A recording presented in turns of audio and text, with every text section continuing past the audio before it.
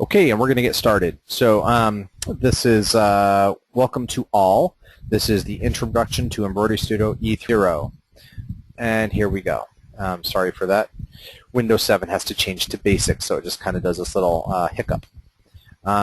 So, like I said just a couple minutes ago, if anybody has any questions throughout the class, feel free to send me a question in the chat pane or in the question pane. Feel free to stop me at any time. So I really I mean that because if you're not familiar with this program, it can be a little confusing. So right now, what I have showing is my. Oops, hold on. I'm trying to figure out how to. There we go. Minimize this stinking thing. The menu bar, so I can at least show you guys some stuff. So right now, as you see, everybody can see my screen okay. Raise your hand if you cannot. Everybody can see it okay? Good, good. Okay, so what you see right now looks pretty daunting at first. Of course it does. I'm just going to go through everything really quickly as to where stuff is, what it is, and then we'll go as we dig down a little deeper. If we have time, we'll get into more of the why-fors of stuff. But there's a lot of ground to cover, so we're just going to dive right in. So right away, what you see, this big thing here with the grid in it, this is our digitizing field, you know, as our working area. Illustrator calls it an artboard. I just call it real estate, whatever. This is where we're actually going to be, where the magic actually happens, right, in this field here. This little red crosshair is just a reference point. It's the middle of the screen. Some people, it matters nothing to the digitizing or to the design, for that matter. This is just a reference point for you as the user. So across the top here, obviously we have our title bar. This is EmbroideryStudio Level 3. So this is I have all the elements, all the options. Woohoo! Yay me! But you know, how often a lot of the advanced elements are used really depends on the type of client that you have as far as digitizing goes. I would imagine that the home decor market is much more into the fancier stuff that I can touch on if we have time. But for the most part, you know, this has got all bells and whistles. And this may look slightly different from what your screen would look like when you open your software, because I have almost all the toolbars visible here on my toolbar screen. This big area right up at the top of the screen. So don't be daunted by that. I just like to have things where I can get them easily, and I'll go over that in just a second. So right away we've got our title bar. You know, file, edit, view, design, pretty normal for the same Windows layout for all the menus. These are specialized, obviously, for this program. So we have setup, where we can set up our thread charts, auto fabrics, blah, blah, blah. And we're going to go through all of this, so don't worry about it. Here are our toolbars. The first one that pops up, of course, is this switches us between CorelDRAW Graphics and EmbroideryStudio. So I'm just going to hit it real quick because it usually takes forever the first time you hit it, at least on this computer. See what I mean? So the beauty of having this pairing with CorelDRAW is that we now have the ability to do vector graphics, typesetting, all sorts of fun stuff in the Corel side, and then that just gets brought on over to the digitizing side, and we can digitize from it. So if you have a piece of vector art that you need to change, or you need to tweak or retypeset, you can do all that in CorelDRAW in graphics mode here, and then come on, there we go. So you can do that in this side, and this is CorelDRAW. It's a little bit stripped down. It's got all the same guts as the actual program, but you also have the actual program installed along with your software. So this allows us to do any sort of vector manipulation that we need to. And CorelDRAW is fairly easy to learn. Don't be intimidated by it by any means, and let's just face it, you can't break it, so play. So the beauty of this is we can do a little type setting. Say we'll just type in a real quick font here, and it's 24 points, which is about 1/4 of an inch-ish. And then we can convert that. The beauty of this is we can convert this right from here. Oh wait, did I select that first? Yes, I did. And it converts to stitching, but even better yet, oh, guess what I didn't do? I didn't tag it.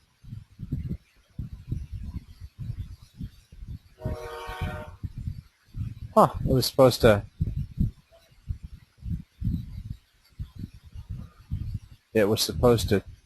tag it as keyboard lettering. Text properties, that's all Corel stuff. Let's try this one more time. There it goes. It is keyboard lettering. Okay. I was just having a mental issue. So this is now keyboard lettering. So this is as if it was created here in the Wilcom system, which is awesome. Allows us to do quite a bit with our embroidery. Of course, now it's not. So let's just switch back. But we'll go over that a little bit more in depth if we have the opportunity to. So this switches us. Be quiet. This switches us between Corel Draw Graphics and digitizing. The convert button allows us to convert vector art that we have here in ES to, or even any object, an embroidery object or whatever, back into vector art in Corel Draw. This is our, I'm going to just pull this out just a minute. This is our view toolbar, so True View. True View allows us to see the embroidery as if it were actual embroidery. So it adds light and shadow, not just the for lack of a better word, the vector on screen. Show and hide stitches, show and hide outlines, your object outlines, show and hide needle points. One thing about object outlines, because Wilcom is an object-based digitizing system, it uses vectors to create the shapes, and then all stitches and underlays and functions, those are all a property of that, a property of that object. So when we refer to object properties or properties in general, it has to do with stitches, density, underlays, color changes, all that sort of stuff. So that's what the object outline. To see the outline, that is the digitized shape, the actual digitizing lines, and we'll illustrate that later. Show and hide needle points if you want to see that. Show and hide your connectors and your functions. So this is very important because when you are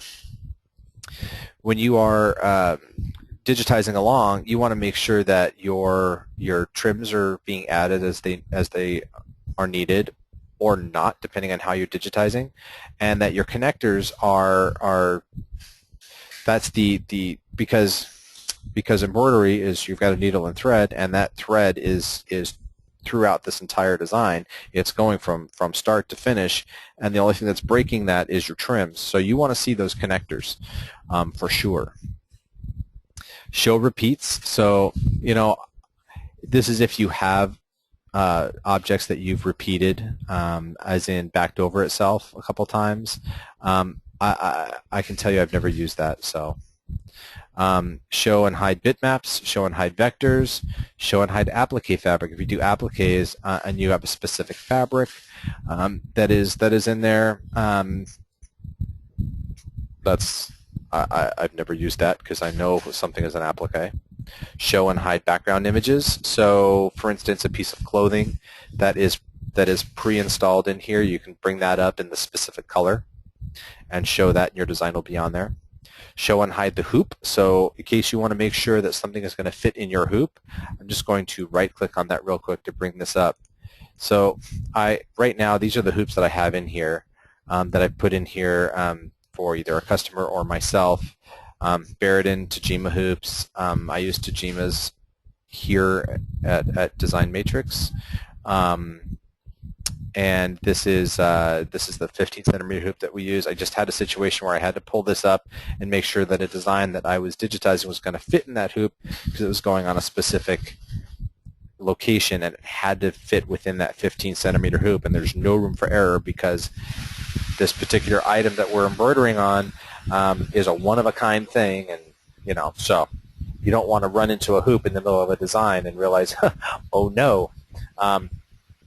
You could also create hoops, actually if we manage the hoops, this will show you, these are all the hoops that are in this system. So if you have Tajima, SWF, Janome, Happy, Brother, Barrett, those hoops are already in here, or you can create your own and add that to your list. Completely up to you if you want to use this tool or not. Hide and show bling, that's rhinestones and the like. Really cool if you do that, useless if you don't, but it's there. Show and hide the grid, that's this grid line back here. It is set at a default 10 millimeters. Right now, for some reason, I am in US measurements. Let's fix that real quick. You can change that right here, US to metric, and then here we go, 10 millimeters. You can set a reference point, so if you want your grid to start and stop at a certain point on your drawing, you can.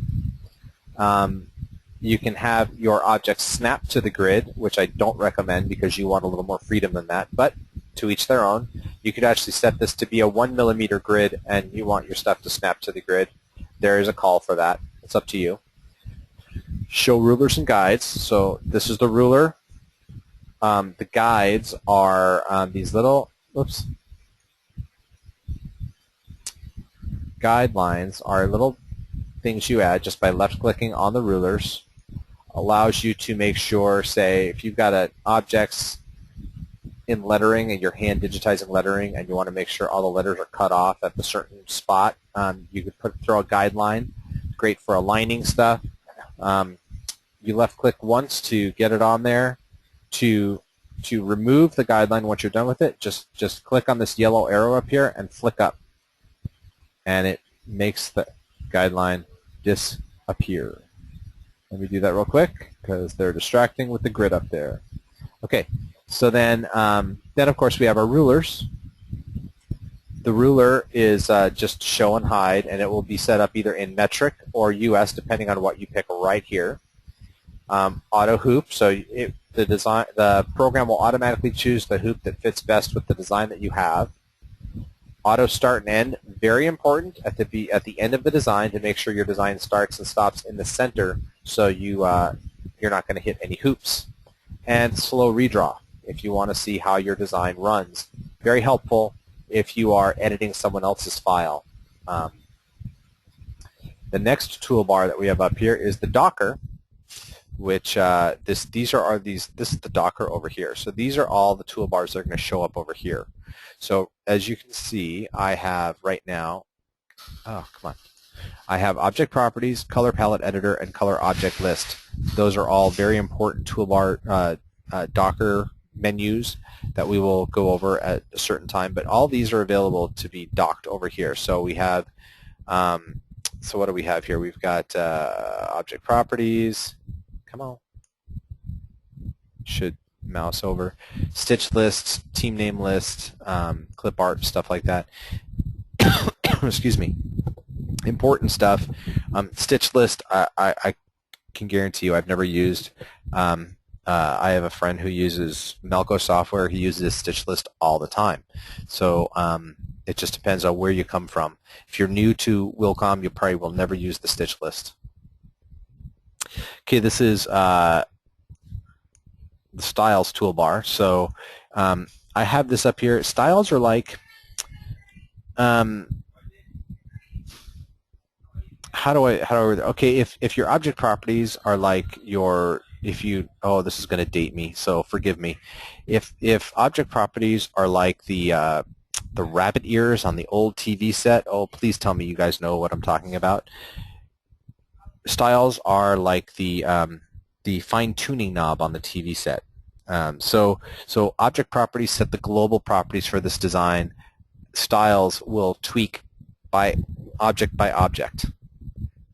So you can set as many as you want. 10 are visible at a time on screen, and you can set that as these are my favorites. So I have one set up for PK, I have one set up for twill. Those are the two most common fabrics that I digitize for, so therefore I set up a style, makes life a lot easier for me, and then I tweak as I go on.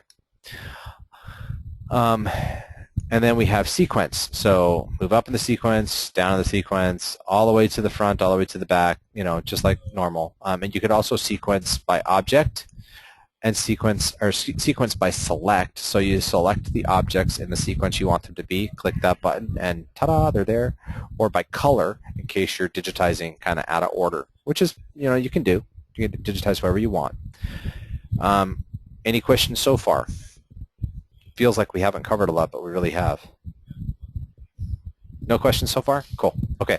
So new, open, just like any other program, save, print, blah, blah, blah, print preview.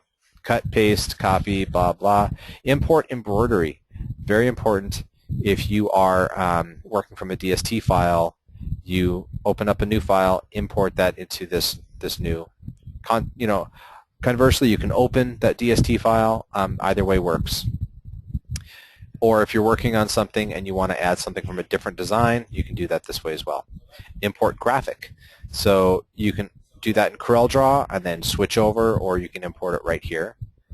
Export multi-decoration files. If you have a design that has that's going to be bling and screen print and embroidery.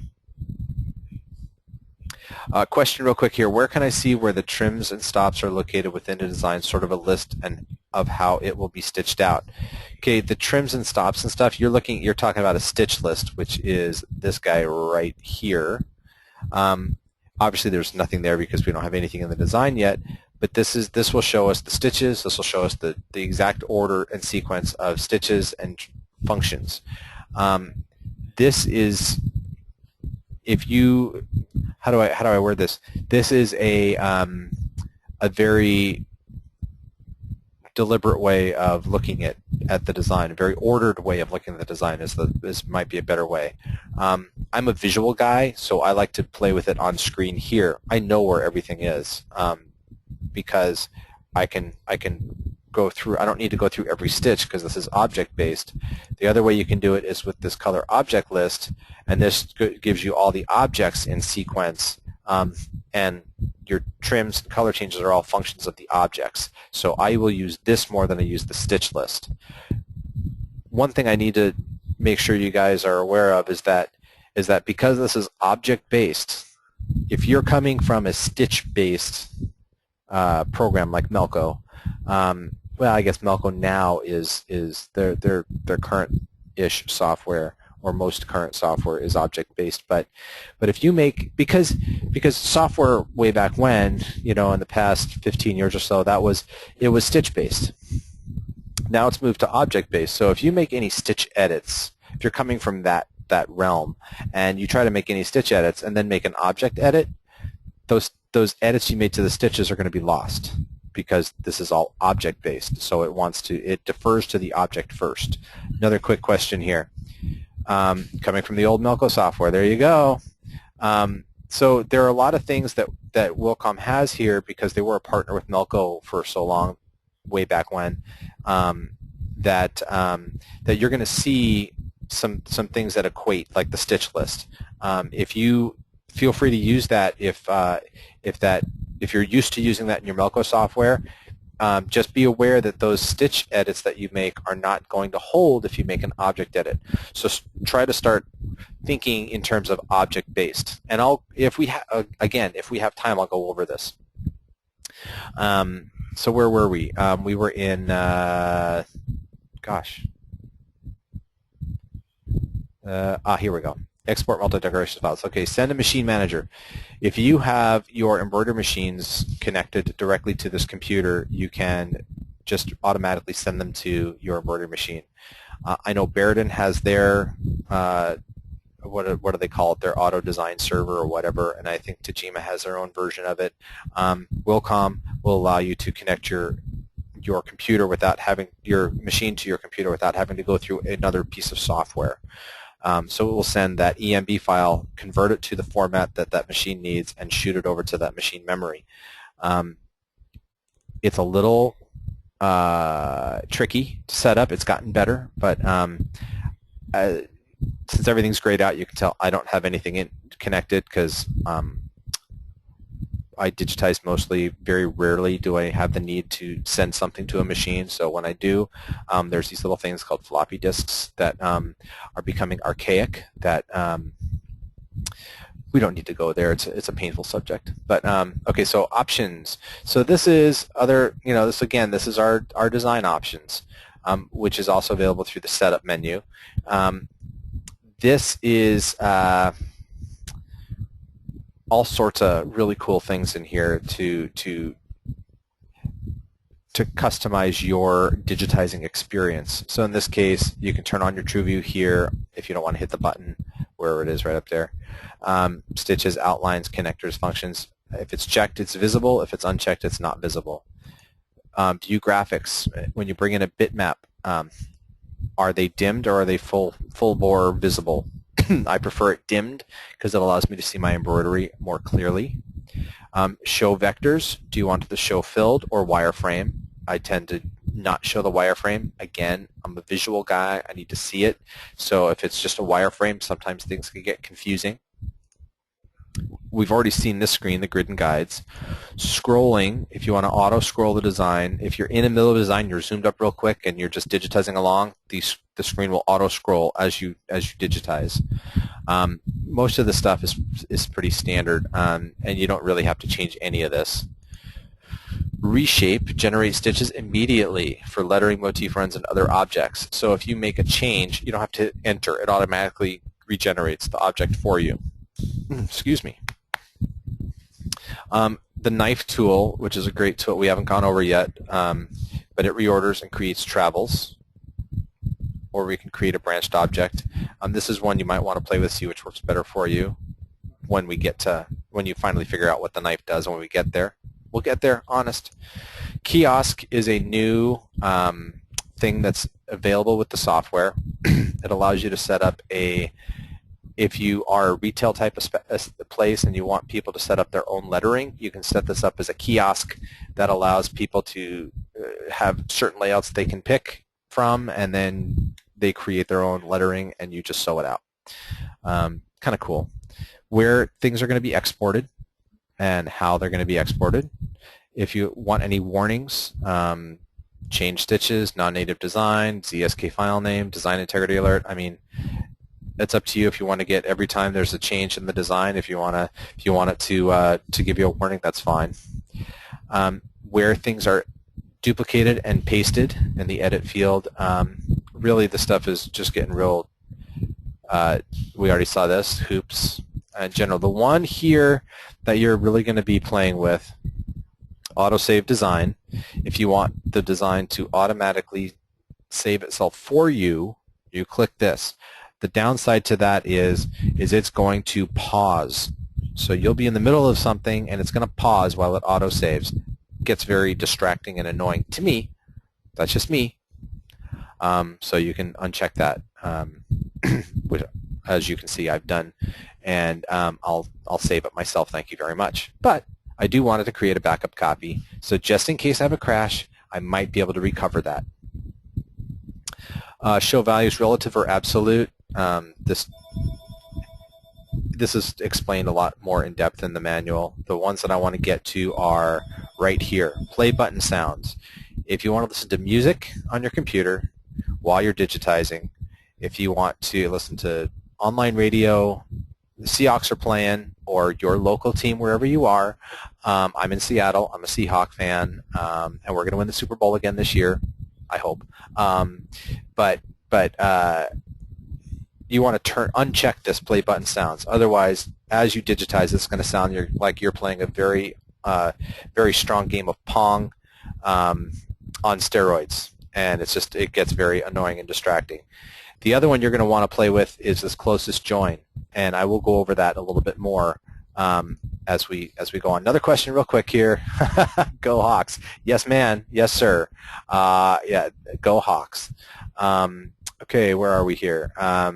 Options. Now, this is Zoom. Right now, according to this, we're zoomed into 471% of nothing, but we're zoomed. There's a great keyboard shortcut, which is the B key for Zoom box. So that allows, if I hit that on my keyboard, of course I have nothing here to do, so here it goes. It just allows you to click and drag and you zoom in even more.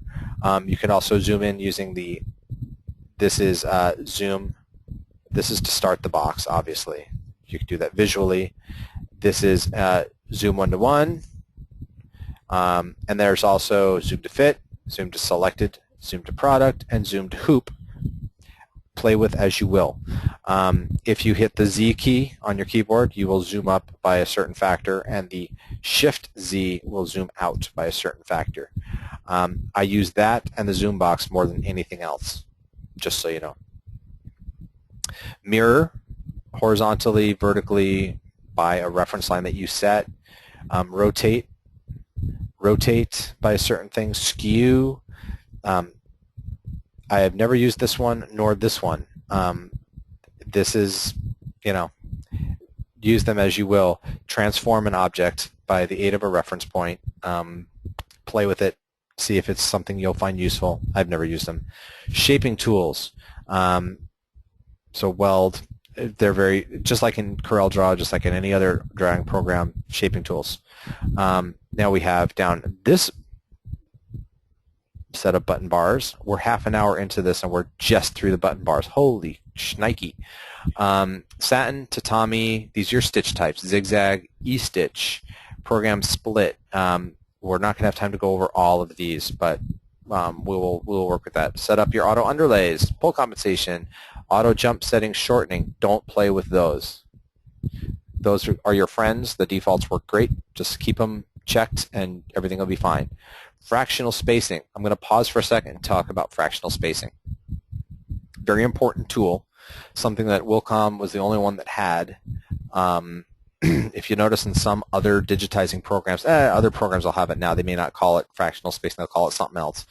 But way back when, some other embroidery systems, digitizing systems, when you digitized a very sharp curve or sharp corner, it would tend to bunch stitches up and cause holes in your fabric.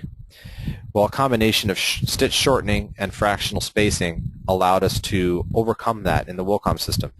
Fractional spacing allows us to measure for our density 1/3 of the way from the outside of the column in a satin stitch, mind you.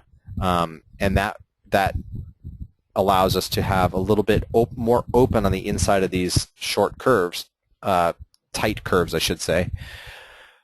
And then the stitch shortening works with that. There's 5 levels of stitch shortening in this computer, or in the system. You can only have 5 in a row, and here's the way it's tiered. You don't need to play with this at all, ever. It works. Just let it do its thing. It's going to randomize it. It's going to look great. It's going to do a great job. Just leave it alone. Just make sure they're both on, and you'll be doing fine. The only time you're going to want to turn fractional spacing off is if you're working with smaller lettering, like 1/4 of an inch or less. Then it doesn't matter. Fractional spacing, whether it measures from the outside of the column or 1/3 in, it ain't going to matter because it's pretty much the same density anyway. So these are corner tools: miter, cap, and lap corner. As the icon shows, it does exactly those things. Great for using input C, which is our outlining tool, which is somewhere in there we'll get to. Also helps when digitizing tight corners and lettering to miter those corners. It makes up for a cleaner looking edge sometimes. Jagged edge, trapunto, which allows us to do light density fills without all the running travel stitches all the way in there. User-defined split allows you to manually put in a split line, so it will be a needle penetration in the middle of a column. Great for certain effects like leaves, if you do those a lot. Accordion spacing Automatic gradation, beautiful with blending, which will be my next class in a half an hour. In case you were wondering and you want to join in. Flexi split allows us to put a shape within a satin stitch that's turning, and it gives us some options for that. 3D warp settings works with the motif fill, which don't have time to go over today, but it's a great option. You can make golf balls and stuff like that. Florentine and liquid stitch. They allow us to put curves in a complex fill or tatami stitch that gives us more visual interest in the stitching. Depending on the application, sails, curved surfaces like boat hulls. What have I used it for? Waves, just a gentle wave in a boat logo. Penetrations, bores, needle penetrations are very important because obviously you want that checked because you want your stitching to have, when you sew, you want it to have needle penetrations. You want there to be embroidery when we're done. So that's very important to have that checked. This harkens back to the old software where you had to tell the computer that I'm jumping. Before we had auto start and end, you had to tell the computer, my penetrations are off, I'm jumping from the center of my design, boink, boink, boink, boink, however many jumps you have to get to where you're going to start. 3 jumps make a trim. Some of you know what I'm talking about, others don't, and that's okay because that just means that the industry has moved on, which is not necessarily a bad thing. But just to give you a quick history, when you wanted to activate your trimmers at one point, it's a setting in embroidery machines that so many jumps in a row activated the trimmers. So you had to turn off your penetrations, jump from the center of the design, boink, boink, boink, 3 jumps is the standard to make a trim. So it was not going to drop a needle regardless until you're ready to start. And when you started, then you turned on your penetrations and you started digitizing. We don't have to worry about that now. The computer will do that automatically for us with the auto start and end. But we still want the penetrations on because otherwise you won't have embroidery, right? Borers. If you're doing this is if you're cutting holes in the fabric for if you're doing lace or shiftly. There's a shiftly program as part of this, and that takes care of that. There's also what we see here is cross-stitch. There's a cross-stitch program in here. Really kind of fun stuff. Very rarely used, but you may come across, I had a design that we had to do cross-stitch for a customer that they were going to actually scan this in, and it was going to end up being a billboard, which was kind of neat. But, we had to, they want to know if we could do cross-stitch. Yeah, we can because we have the program here. So it may sound obscure, but there's a reason for everything. To insert a stop in a design for puffy foam, for an applique, you have the ability to just insert a stop. Manual tie-off, manual trim, insert an empty stitch if you need to for whatever reason, insert an empty jump to insert any sort of function. Now, these will come in handy when you're doing appliques and you're manually doing appliques rather than having the machine automatically do it. To erase a function, to clear a function. There are times you're going to be editing something or digitizing something, and this is software created by man, so there are bugs, and there's one bug where it adds weird functions, and so you have to go through and erase those functions. They're working on it. It's going to get fixed, but until then, you have the ability to take functions out. This is the ability to edit functions. So if you want to add an extra jump in something, you can. You'll use these rarely, but they're great tools to have when you do need them. Group and ungroup, lock and unlock. This is branching, so we'll go over that. It's kind of hard to explain. Apply closest join, so it works with branching. And break apart an object or series of objects. Alignment tools. So again, these are some great toolbars. Now when you open this up, originally when you open your software, you're not going to have all these toolbars on here. You can either where is it? Under Setup. Where is it? No, it's under Window, Toolbars. Conversely, you can just right-click anywhere on a blank spot and bring up that same toolbar. Anything that's checked is visible. Anything that's unchecked is not. So you'll see Bling, Chenille, Shiftly, Sequins. The things that I don't do, I don't really care about. They're not visible. You may do Chenille. Chenille is awesome. If you do it, you'll have that toolbar up here. There's also some flyouts that are these. Any button that you see that has a little arrow to the bottom right of it that has a flyout, and that's those. You can make those visible too if you wish. That covers our top bar. Now down here we have Object Select, Reshape, Add Stitch Angles to something. Freehand tool, awesome tool, allows us just to scribble. Creates a running stitch. It's so cool. Great for doing natural objects like fur. I've done it for some outlines if I want it to feel a little bit more sketchy. Gosh, there are some options for this. It's really good. This one has a bug though. Every time you start and stop, you have to go through. It adds, right now it's adding a sequin on and off function at the beginning, at the end of every one of those objects. So be aware of that. They're working on it. Complex fill and then fusion fill. Complex fill allows us to do a complicated shape with holes in tatami or satin stitch, and with one consistent stitch angle through the whole thing. Fusion fill allows us to do a complex fill that turns. So let's just do a quick example. So we have just a shape here with a hole. Just call it a donut, and whoops, yeah. Give it a stitch angle, and it calculates stitches, uniform density all the way through, starts where we want it to, stops where we want it.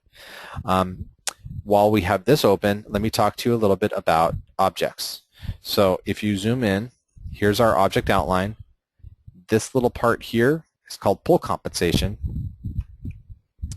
Pull compensation is an extra throw that's added to the end of the stitch to compensate for the plushness or the stretchiness of the fabric you're going to be sewing on. Does that make sense? What that distance is going to change depending on what you're sewing on. So if you're sewing on nylon, you're going to have a small pull compensation. Keep in mind, pull compensation also will take care of tension on your embroidery machine. If your machines are sewing thin or sewing tight, just add a little more pull comp, and you adjust for that. You're always going to want to have some pull comp on your embroidery, otherwise it's going to pull to nothing, because you are combating against the tension of the embroidery machine as well. So the whole idea of pull comp is to make sure your embroidery looks the way it's supposed to, rather than looking really thin. And so you just add more or less depending on two things: the fabric that you're sewing on and your personal preference. Some people like things to be bold, and so you can add more pull comp to make it bolder. The downside is that if you make it too bold, then letters start closing up. So what those values are completely up to your experimentation. And this line that you see under here, that's our underlay. Now, that is this button right here, Auto Underlay. I'm going to right-click on that to bring up our object properties. Underlay is a property of the object. It's a function of the object. So we can set up any sort of underlays. In a complex fill, you have a certain number you can choose from. I always choose tatami because that gives us a nice, whoops, I have to have my object selected first. So if you notice, the color changed, letting me know that I had this selected. Get back into object properties, and I change this to tatami. Watch what happens. It automatically changes that for me, and then I can change my parameters for that as well. So what this does, it's this at 70 degrees to the top stitching. That's a great default. You can use that, or you can use 90 degrees or any other angle that you wish. But what this does is this adds the purpose of this underlay is to make sure that we're not pulling or pushing too much with this large area of fill, and it's giving a nice base for the top stitching. Let me back up 2 seconds a little bit more here and talk about underlay and its purpose. It all ties in. So I mean, there's a lot of jumping around that happens, but so underlay works as if it's the foundation of your house. And whoever's taken a class of mine before, I think there may be a couple of you in here that have taken one of my classes before. You may have already heard this spiel. Just bear with me. So underlay works like the foundation of a house. You're not going to build a house just on the dirt, because eventually what's going to happen? It's going to sink, and it's going to settle, and it's going to fall apart.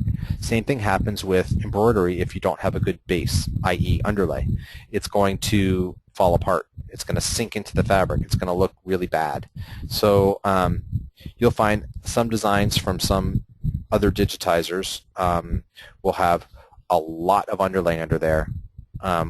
Really too much underlay under there for what there should be, and it makes that foundation really strong and sturdy, but it also makes it really bulletproof. And your goal when you're digitizing something is to put just enough stitching in there to make it look aesthetically pleasing, but also stay soft and supple.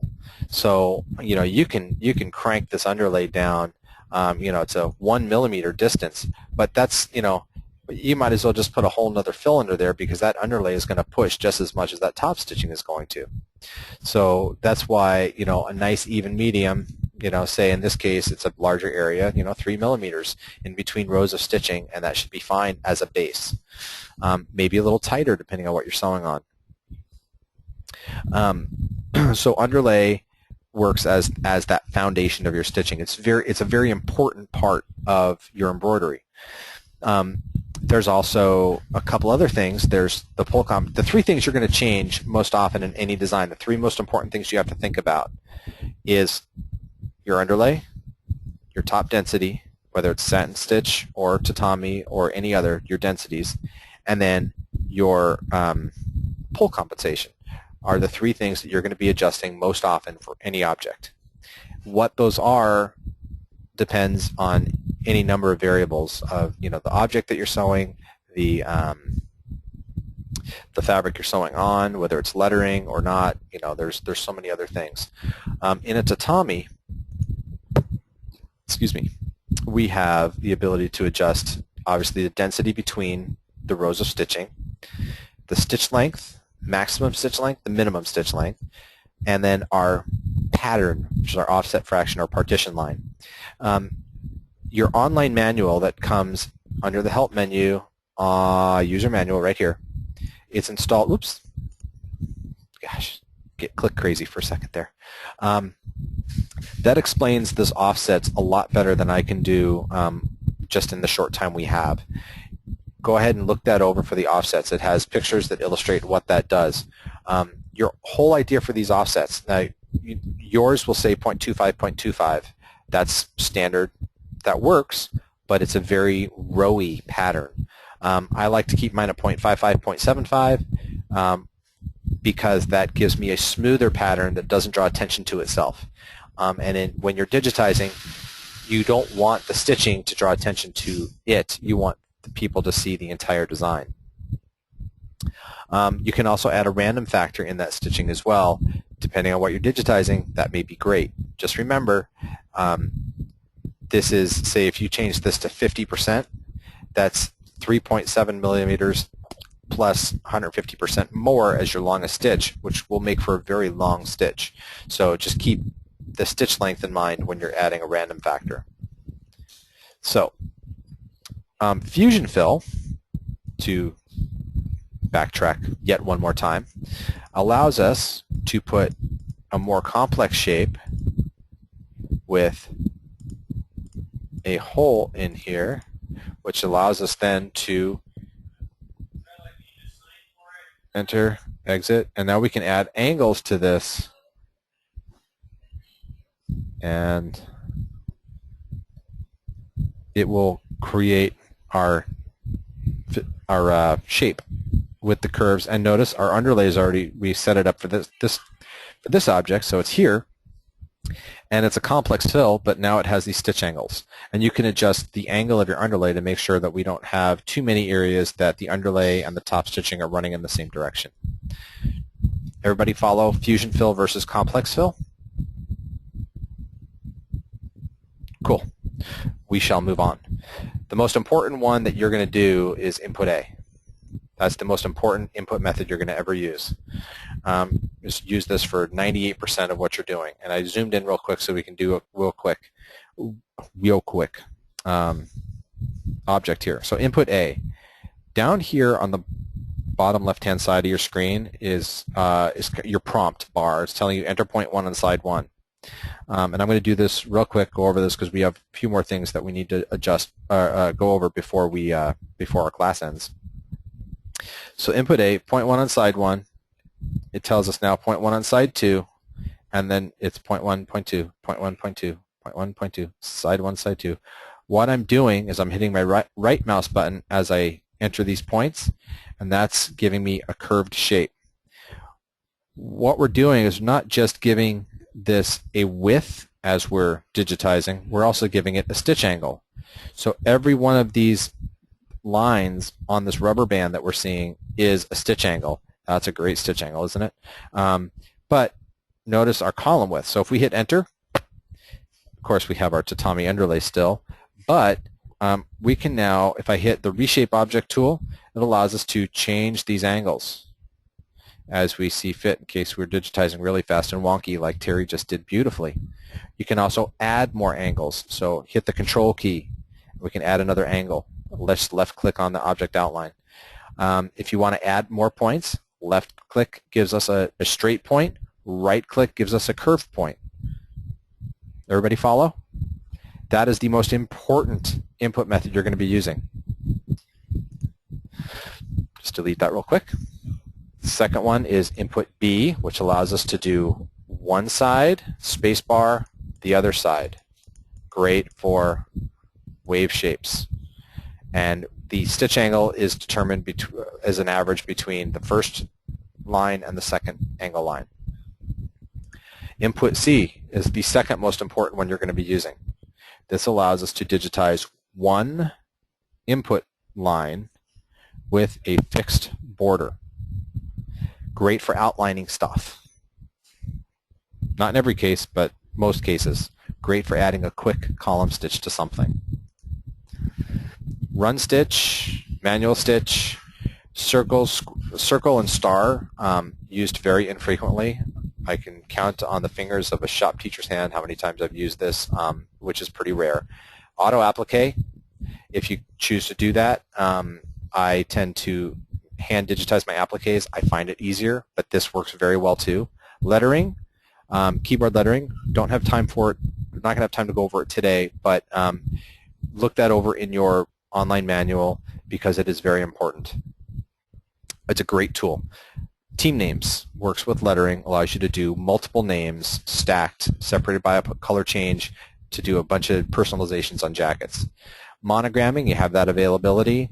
Outlines and offsets to add to a large group of objects an outline. Drawing tools, lines, polygons, other shapes. If you don't want to do it in CorelDRAW, you can do it here. Auto digitizing tools for those that you want to use, and I put my travel toolbar here. Allows me to go through the design from the entire design by object, by segment within an object, by color change, by function, by travel, by trim, by 1,000, 110, and one stitch. Colorways, very important. Allows us to, the EMB file format that we create here in Wilcom allows us to save all of our object properties and all of our other stuff along with different colorways, so we can customize the threads that we're going to use by fabric, and it's all stored in this file.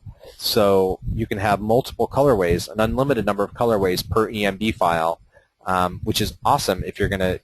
There's one design that I digitized years ago, and they had a tonal colorway. They had for on black, they had on white, they had on blue.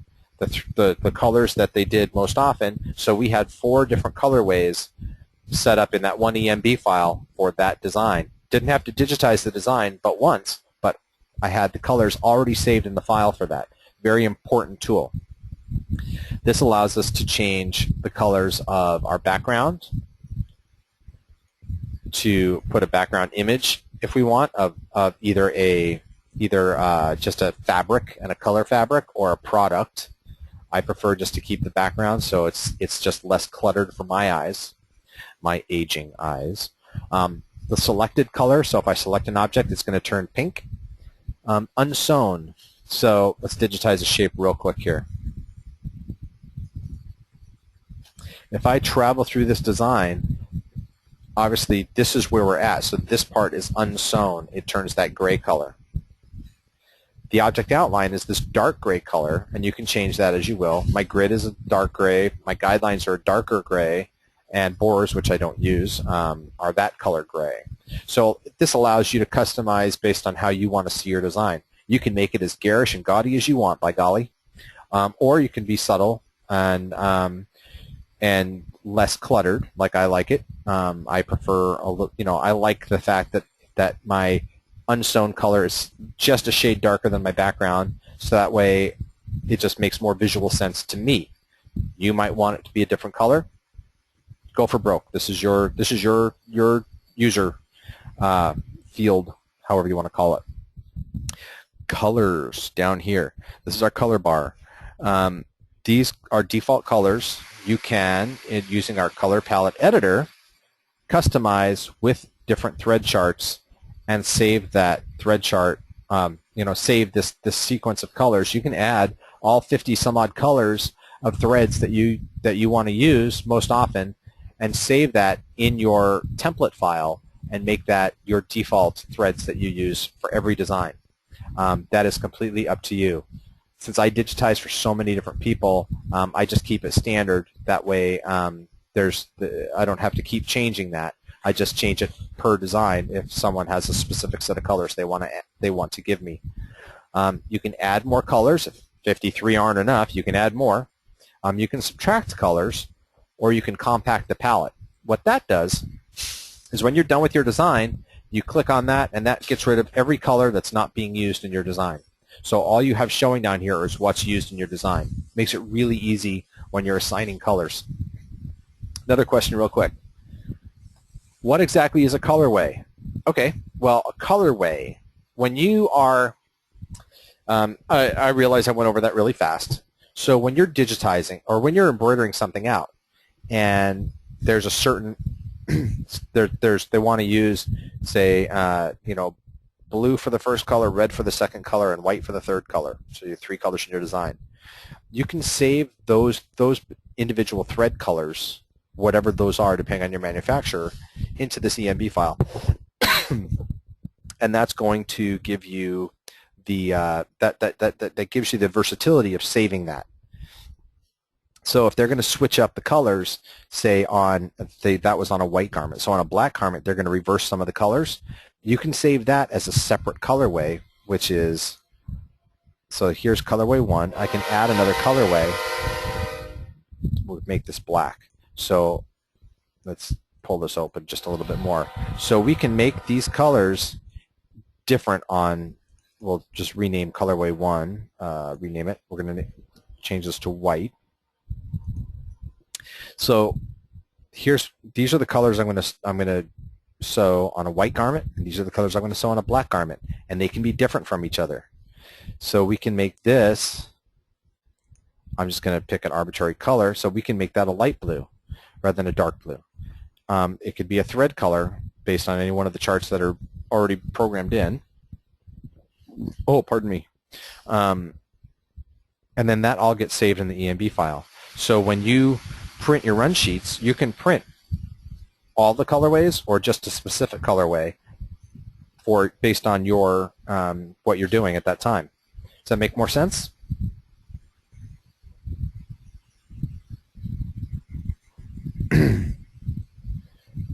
You do not have to keep track of what colors used in a design somewhere else. You can keep it all here. Like you know, I like to keep everything in the EMB file myself. My partner likes to keep everything on paper, so he writes everything out on paper. Both ways work. If you want to do something in between there, that's fine too. We're not going to have time to do any auto-digitizing for this class. It's just available, something that's available for you to use. We've got 5 minutes left. I want to go over a couple things real quick.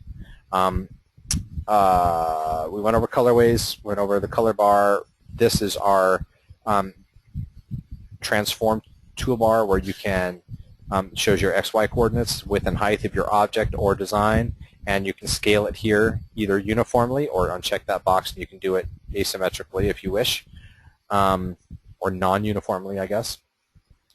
Down here tells us what function you may or may not be on. You're going to see a stitch count that shows up down in this section. Of course, our prompt down here.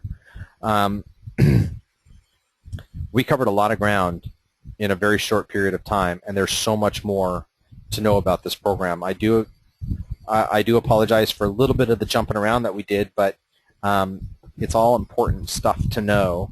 And I do recommend you take the other classes, the other free classes that are being offered.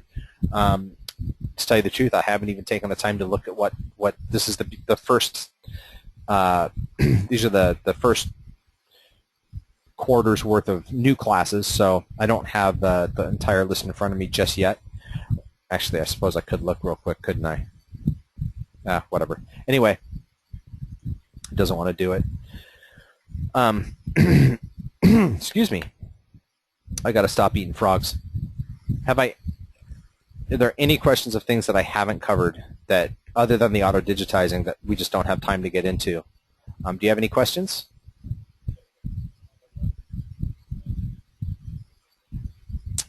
Well, cool.